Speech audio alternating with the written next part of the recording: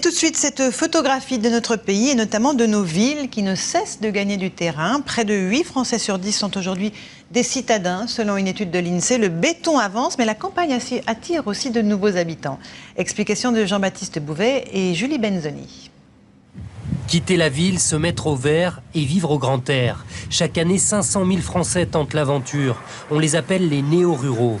Georges Bonnet est l'un d'entre eux, ancien ingénieur à Paris, devenu apiculteur à Coussac-Bonneval. Mon bureau, c'est dehors. J'aime bien être dehors. C'est la nature, le soleil, tout ça. Je préfère la campagne féerique que le périphérique. Fini donc l'exode rural. Ces 10 dernières années, il y a eu plus d'arrivées que de départs dans les petites communes, mais aussi plus de naissances que de décès. Pourtant, ce dynamisme démographique ne doit pas masquer une autre réalité. Les villes gagnent du terrain. Elles occupent désormais 22% du territoire. Plus de 77% de la population est citadine.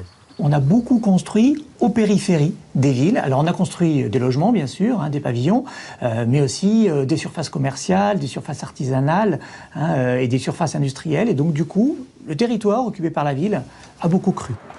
Que viennent chercher les Français en ville? Principalement un emploi. Ainsi, les grandes agglomérations voient leur population augmenter. Celle de Paris comptait 9,5 millions d'habitants en 1999. Aujourd'hui, ils sont 10,3 millions. En une décennie, Lyon et Marseille ont toutes les deux gagné 200 000 habitants. L'extension urbaine la plus spectaculaire a eu lieu autour d'Avignon. En 10 ans, son agglomération est passée de 22 à 59 communes. Même phénomène d'accroissement à Bayonne, Montpellier, Saint-Étienne ou Le Mans. La France compte désormais 28 grandes unités urbaines.